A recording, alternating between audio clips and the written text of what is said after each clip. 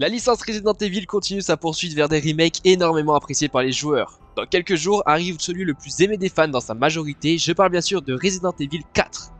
Au vu des premières images, je pense que tout le monde est d'accord, le graphisme est fou. Que ce soit au niveau des couleurs ou au niveau de la modélisation des formes, on remarque un énorme changement et en même temps c'est normal car Resident Evil 4 est sorti en 2005, donc il y a 20 ans de ça environ entre son jeu d'origine et son remake prévu du coup pour le 24 mars. On voit clairement qu'il y a beaucoup plus de couleurs, de contrastes, bref il y a très clairement une meilleure technologie. Le remake a le droit à son lot de changements et de nouveautés, et un des premiers concerne le fait que Capcom, le studio du jeu, a décidé de plonger certaines séquences du jeu dans l'obscurité de la nuit plutôt que celle du jour. Fini l'atmosphère marron-jaune, place au bleu et au noir afin de créer une ambiance bien plus réaliste et bien plus horrifique. Un deuxième changement se trouve dans les détails. Tout a été refait en version plus réaliste. La séquence du début démarre avec le perso principal au milieu d'une forêt immense, incitant le joueur à poursuivre le chemin menant tout droit sur la fameuse maison qui a pratiquement doublé de volume. Autre exemple, le chien coincé dans un piège à ours est directement mort sur place, plusieurs petits détails ont totalement changé. Vous l'aurez compris, le studio n'a pas fait semblant et ne se contente pas d'un copier-coller. Une réelle ambiance est déjà installée rien qu'avec le graphisme et les détails améliorés.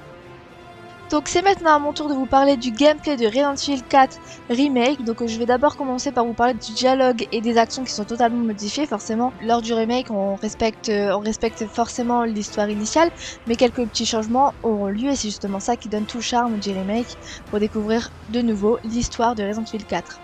Les personnages secondaires vont avoir plus de place dans l'histoire, tels que Ashley où on peut voir plusieurs fois son personnage être joué. Je pense notamment dans la bande-annonce. Malheureusement, on n'a pas eu la chance de la jouer dans la démo, mais on voit directement que les personnages secondaires vont avoir plus d'importance et qu'on va connaître un chouïa plus quand même leur histoire et ce qu'il s'est passé simultanément en même temps que Léon. Deuxième chose à propos du gameplay, on peut assassiner maintenant discrètement au couteau. Donc on l'a testé dans la démo, si vous n'avez pas vu, n'hésitez pas à aller voir la vidéo sur la démo. Il y a le petit i qui s'affiche juste ici. Parce que oui, maintenant le couteau a plusieurs utilités, que ce soit pour assassiner discrètement ou pour se dégager d'une prise. On voit Léon qui peut mettre un coup de couteau dans son ennemi ou bien même dévier les projectiles. Ça c'était déjà possible dans la version originale, mais c'était peut-être un chouïa plus compliqué. Là on peut encore manier le couteau, mais encore plus que dans la version de base. Mais contrairement à la version de base, le remake lui, le couteau se détériore et donc je ne sais pas comment on peut faire pour réparer le couteau, etc. Mais je sais qu'on va sûrement pouvoir en faire quelque chose. Le jeu de base de Resident Evil 4, on sait très bien qu'il est ancien, donc on sait très bien que la maniabilité est totalement différente que les jeux d'aujourd'hui. Donc c'est un gros défaut entre guillemets à l'heure actuelle parce que du coup les personnes qui sont habituées avec les jeux récents n'arrivent pas forcément à le manier. Mais là dans ce remake on peut voir plusieurs améliorations, que ce soit juste un truc bête, pointer l'arme et en même temps avancer. Ça ce sera une révolution pour l'histoire de Resident Evil 4.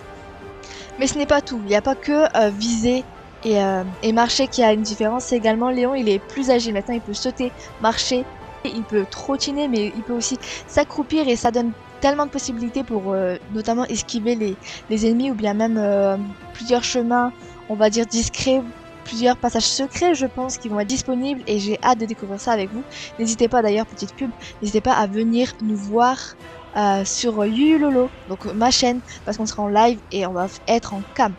Bref, continuons sur l'agilité de Léon. Je sais pas si je vais réussir à le prononcer, mais le Mawashigeri, donc le coup de pied de Léon, sera toujours disponible, bien sûr. C'est un élément phare pour Léon, il est identifié à ce coup de pied et j'adore. Heureusement qu'ils l'ont mis, sinon j'aurais pu être un chouïa déçu.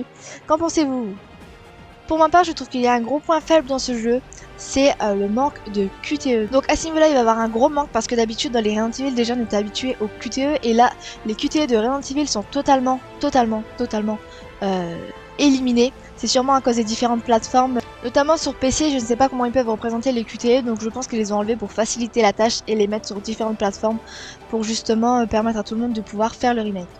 Je trouve que personnellement que c'est un gros point faible, je sais pas ce que vous en pensez parce que Resident Evil 4 l'original était super méga rempli de QTE, donc là ça va être un grand changement, donc j'espère que malgré tout ils ont compensé ça avec autre chose. Pour ceux qui ont eu la chance de faire la démo ou pour les moins chanceux qui ont dû juste voir la démo autre part, nous avons donc découvert qu'il y a des noms de code pour les personnages, que ce soit Eglon pour Ashley ou bien même le Faucon, je crois, pour Léon. Perchoir, ici Condor 1. Ici Hannigan, du nouveau ? La fille du président, Eglon. Excusez-moi, je rectifie, c'est le perchoir, et pour Megan, je ne sais plus exactement, mais beaucoup de personnages auront des noms de code, tous les personnages en rapport avec la mission de Léon, je pense. Donc j'ai hâte de voir les différents surnoms et j'ai hâte de voir le développement de l'histoire. Je redonne la parole à monsieur. 3 éditions sont dispo, la standard, la deluxe et la collector. Tout ça sort pour le 24 mars sur PS4, PS5, PC et Xbox Series X et S. Comme pour le RE4 original, on va faire en live et en vidéo le let's play sur les chaînes YuYuLolo et Odus. Voilà, c'est la fin de cette vidéo, j'espère qu'elle vous aura plu. Si vous n'avez pas compris quelque chose ou si vous avez des infos à rajouter, n'hésitez pas à venir en commentaire. Lâche un like, partage et commente. Merci à YuYuLolo pour ta participation. Allez vous abonner à sa chaîne, tout est en description. C'était Anto. Et c'était YuLolo, à bientôt!